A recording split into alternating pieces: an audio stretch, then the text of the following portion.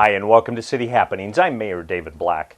We have a unique exhibit in City Hall Art Gallery. It's a husband and wife showing. This week we talked to Meredith Schleicher. And heading into the holiday season, we'll look at Sumter Amphitheater's past year. And a new store has opened near the downtown area. We'll bring you to the ribbon cutting. These stories are all next on City Happenings for the week of December 14th. Thanks, Mayor Black. One of the local artists currently featured in the City Hall Art Gallery gives her thoughts of having the venue in City Hall. I think it's really cool that Papillion artists can showcase their art here, right here in City Hall. This building's been around for a long time. I have great memories of coming here as a kid when it was the library, and it's kind of Papillion's focal point architecturally and business-wise, so it's a really cool place to be able to showcase my art, and the fact that it's for Papillion artists, I think that's great. There's lots of recognition for people who come out of Papillion for various things, athletics and business, and it's nice to have a platform for Papillion artists to say that, you know, we're here and come check out our art. And the Papillion area has grown so much in art, and that's really awesome.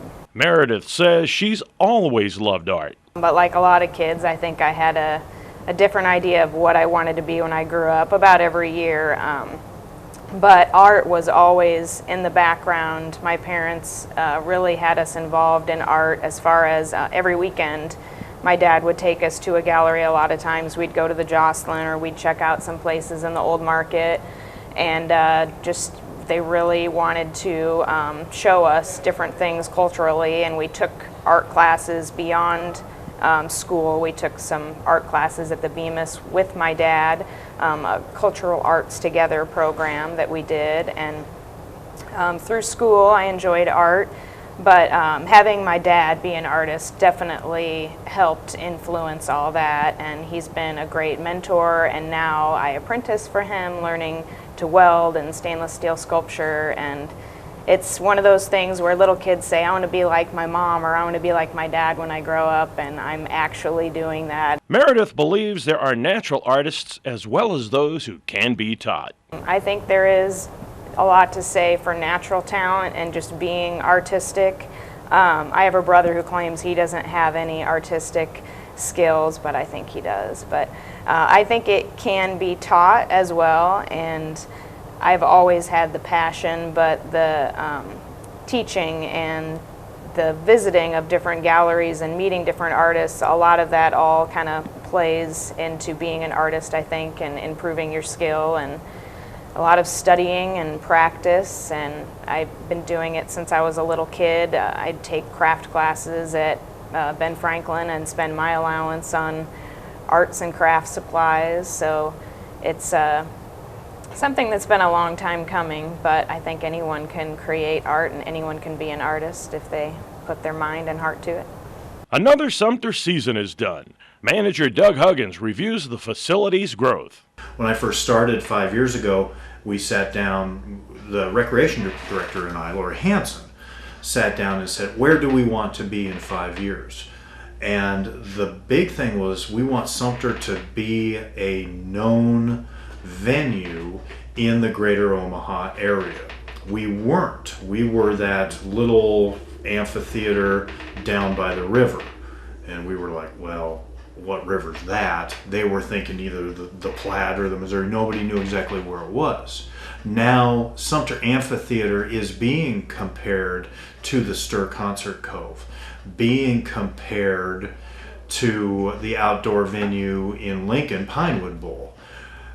I don't really like it where it's not fair to make the comparison to the outdoor venue at Midtown Crossing, the outdoor venue out by Exarban, because we are a recreational facility. We have a much broader mission, and we're getting better at providing recreational programming to the citizens of Papillion and the greater Omaha area, and then providing an excellent outdoor venue for the larger ticketed events. Huggins reacts to national touring acts who favorably compare Sumter to a major outdoor venue on the East Coast. We take a great amount of pride in that, but that's directly reflected to the original builders of the facility. They did a fantastic job.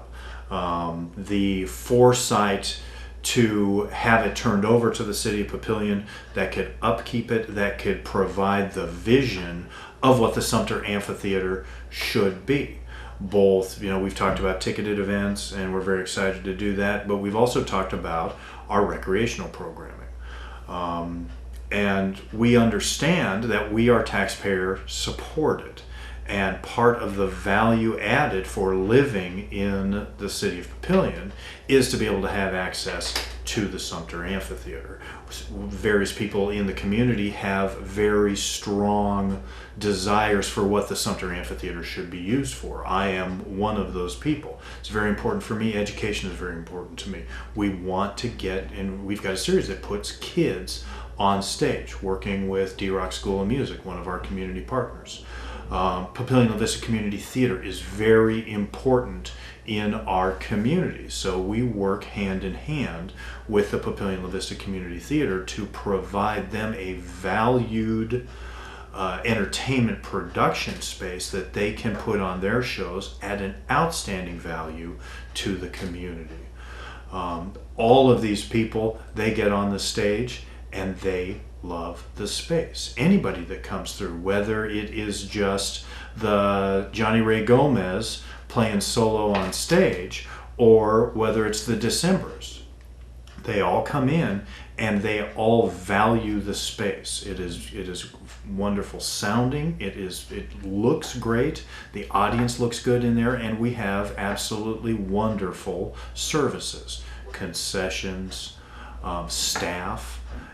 We do nothing but, we bend over backwards for our clients, and that shows in the overall, I keep using the word value in different ways, but the overall value of the experience from our customer, which is one of our customers, is whoever is on stage. Huggins points out that Sumter's reputation as a venue and how well people are treated manifests itself in having a full schedule. We're getting busier and busier and busier as a rental space for weddings and for private events, corporate events here in town, as well as from our where we've got promoters, multiple promoters coming on that are bringing us 10 to 12 events a year. So it's just everything that we have worked on the last 5 years is starting to come to fruition. Another business opens in the downtown area. Just wanted to really thank you. This is pretty important downtown. It had been a boutique store before, and then when they decided it was time to go, there's a lot of things that could have gone in here, and some of them could have been more of an industrial type use, which would not have continued what we've been doing on down here. So realizing that it was going to be a boutique shop opening back up is a huge statement and a boost for downtown. So thank you for choosing to come down here, because I know you could have gone other places, and it just fits with a lot of the other businesses down here, and we're starting to do a lot of festivals down here to bring traffic down. Do a 1, 2, 3 cut. Please come down to the downtown area to enjoy the holiday lights. It's a bright and festive atmosphere, and we want you to enjoy the moment. There are lots of ways to stay up to date with what's happening in Papillion. You can find us on Facebook, follow the City of Papillion on Twitter, or even watch our YouTube channel. And information about all of our departments and programs is available on our website. For more about Papillion, go to www.papillion.org, or just call the Mayor's Hotline at 402-827-1111. Thanks for watching.